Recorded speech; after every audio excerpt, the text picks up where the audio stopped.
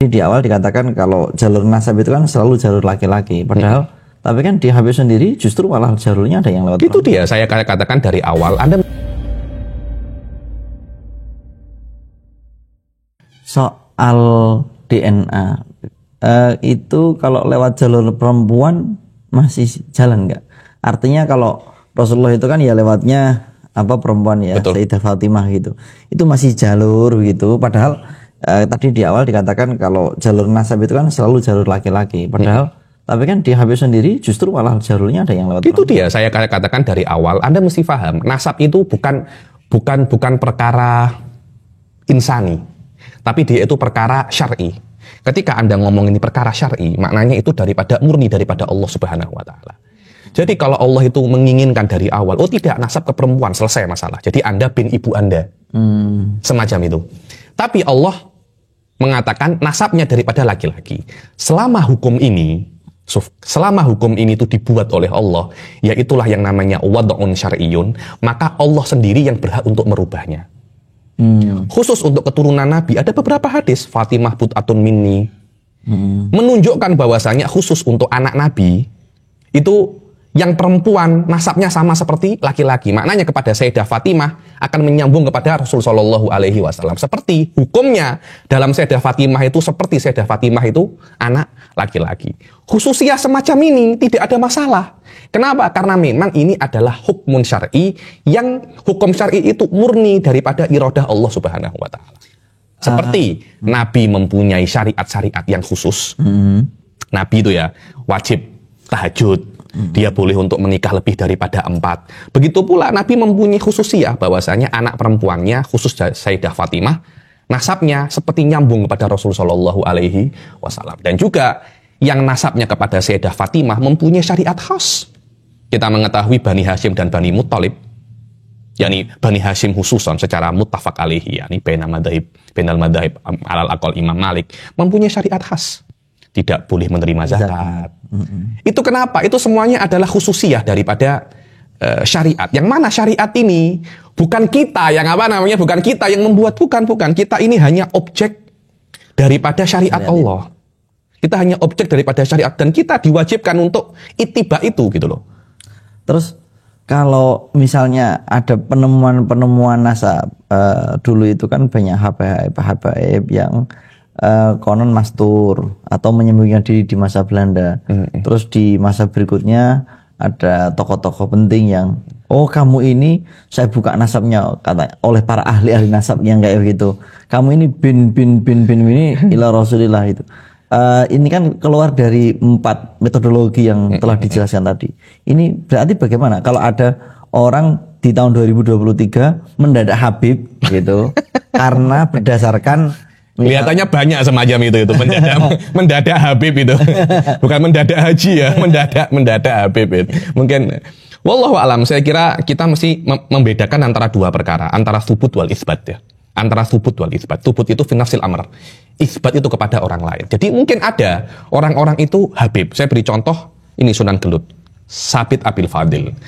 Fi nafsil amr, mungkin dia itu Habib. Mungkin, saya tidak tahu ya. Mungkin dia itu Habib. Kenapa? Karena ini seorang soleh, Masya Allah, pengikutnya banyak. Mungkin dia Habib. Fi nafsil amr. Dilihat hidungnya juga panjang. Dilihat mancung, ini mungkin dia Habib. Tapi kita tidak boleh muamalatal Habib. Karena seorang Habib itu mempunyai hukum-hukum yang khas. Bukan kita yang menginginkan loh. Di dalam fikih Islam itu ada. Jadi dalam masalah kafaah, di dalam masalah zakat. Bahkan di dalam masalah politik itu pun ada. Dalam masalah politik itu ada hukum-hukum khas. Di dalam masalah humus dulu di zaman syariat Islam masih ada. Perang. Harta rampasan perang itu habaib mendapatkan bagian, bukan habaib ya, keturunan Rasul mendapatkan bagian, tidak mesti habaib ya. Habaib itu sebagian daripada keturunan Rasul. Maknanya ada beberapa kewajiban dan hak yang khusus bagi keturunan Rasul yang tidak ada bagi orang-orang yang lain. Dan itu adalah keinginan Allah untuk para keturunan Rasul. Kenapa? Itu kenatanya Allah Subhanahu wa taala langsung. Kita ini bukan menginginkan semacam itu. Ini adalah objek. Kita ini adalah objek hukum daripada Allah. Semacam itu. Di dalam masalah tsubut, kita mungkin bisa untuk mengatakan, Kiai Fulan itu Habib. oh keturunan Sunan Fulan itu Habib, Thabit Abil Fadil itu Habib, fi nafsil amr. Tapi kita sebagai manusia tidak bisa untuk memberikan hukum-hukum yang khas bagi para keturunan, untuk para keturunan Rasul, untuk orang-orang yang tidak terbuktikan, tidak terbuktikan dengan jalan-jalan yang ilmiah. Tidak bisa. Tidak bisa. Dan ini adalah syariat Islam. Walaupun lewatnya mukasyafah. Tidak bisa. Mukasyafah tidak bisa dijadikan dalil. Saya mimpi ternyata Said Abil Fadil itu Asegab. Tidak bisa. Habib Sabit Abil Fadil Asegab. Tidak bisa. Kenapa? Loh saya mimpi kok, saya wali. Tidak bisa. Karena mimpi, oh saya kasyaf kok. Didelok kasyaf, ada lagi saya pernah dengali ambune iki ambu-ambu Habib iki. Tidak bisa semacam itu. Ada cara-cara yang khas, cara-cara yang itsbat itu harus hujjah. Mana hujjah itu bisa dibuktikan secara ilmiah. Secara ilmiah itu ya imma kembali kepada his, kepada akal atau khobarus shadiq. Satu dari tiga perkara ini. Kalau Anda melihat di dalam Rabithah Alawiyah, cara itsbatun nasab sudah sangat hebat sekali. Sangat hebat sekali. Akan kembali ke satu pada tiga perkara ini. Saya ingin Thabit Abil Fadil ini menjadi Asegab. Itu saya ingin. Akan tetapi kalau Anda memang ingin menjadi Asegab, silahkan datanglah Nyalon. Anda apply. Login. Anda login. Ada caranya login, seperti Anda masuk Islam, ada asyhadu alla ilaha illallah wa asyhadu anna muhammadar rasulullah. Ketika Anda bukan muslim, walaupun Anda percaya Allah, saya tidak boleh memperlakukan Anda sebagai seorang muslim ya. Loh, jadi di dalam hati saya sudah beriman. Mudah kok. Ngomong ke saya asyhadu alla ilaha illallah wa asyhadu anna muhammadar Rasulullah. Ketika itu saya akan perlakukan Anda sebagai seorang muslim. Seorang muslim mempunyai hak yang khusus ya. Anda boleh menikah dengan muslimah ya. Kalau mati dirawat sebagai seorang muslim, dikuburkan di pemakaman muslim, boleh didoakan, boleh dikirimi yasin. Non muslim enggak boleh. Tidak boleh. Loh, saya ini percaya Allah loh. Itu urusan Anda. Urusan saya, Anda mesti membuktikan kepercayaan Anda kepada Allah dengan syahadat. Syahadat adalah syartun li ijra'il ahkam dunyawiyah.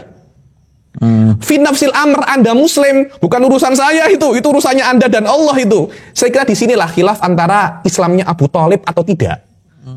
Apakah Abu Thalib itu muslim atau tidak? Tengok, dia tidak bersyahadat. Tapi dia meyakini dia meyakini kenabian Nabi Muhammad dan Allah itu adalah Tuhan. Apakah itu cukup untuk menjadi seorang muslim? Cukup. Tapi apakah itu cukup untuk memperlakukan dia sebagai seorang muslim? Tidak cukup. Berarti begini. Sama ketika saya ingin mengatakan Syekh Thabit Abil Fadil ini Asegab atau Alidrus atau Al-Habsyi, tidak bisa semacam itu, kecuali Anda datang ke, ada cara yang resmi dalam Rabithah Alawiyah itu, Anda login ke sana, Anda Anda apply, ini ayah saya, ini. Matching enggak dengan apa yang ada di Anda? Oh tidak matching. Maknanya kami tidak bisa untuk memberikan Anda gelar Habib, gelar Sayyid. Anda Sayyid atau tidak, wallahu a'lam. Tapi kami tidak akan memberikan stempel itu. Legitimasi, karena legitimasi daripada kami itu untuk ahkam duniawiyah. Misalnya untuk ahkam dunia, jadi Anda diperlakukan sebagai seorang Habib, Anda itu sebagai keturunan Rasul, Anda tidak berhak menerima zakat, kafaahnya semacam mana, semacam itu. Wallahu a'lam. Berarti kalau ada orang masuk Islam di dalam kamar, dia bersyahadat fi nafsil amri, dia diterima oleh Allah. Diterima oleh Allah, dia akan masuk surga. Tapi tetangganya, mau dia mati ya nggak boleh dimandikan. Mau dimandikan. Nggak tahu. Oh dia mau disolati, nggak boleh karena dia tidak mengetahui keislaman orang ini. Pentingnya mendeklar kayak begitu ya. Iya toh. Karena itu kan kita itu kena menghukumi dengan doahir, bukan dengan saroir. Wallah yahkumu bisab. Nahkumu bidzawahir. Wajib itu. Wajib kita dengan doahir. Karena yang bisa menghukumi saroir itu hanya Allah dan Nabi. Kalau Anda menghukumi dengan saroir, ya ima Anda Allah, ya ima Anda Nabi. Nggak boleh, kita kan manusia kan. Saya kan tidak tahu hati Anda kan. Dohirnya Anda ini kan muslim kan. Hati Anda muslim atau tidak? Ya hanya Allah yang tahu kan. Tapi saya sebagai seorang manusia, saya wajib memperlakukan Anda sebagai seorang muslim. Kurang dalil apa Anda itu muslim? Gigi kopiah, ireng, gai sarung. Namanya saja Muhammad Mundir. Masa saya mau tanya, Anda muslim nggak? Ya kan, ndak elok kan semacam itu kan. Saya kena menghukumi Anda dengan zahir Anda, dengan atribut Anda.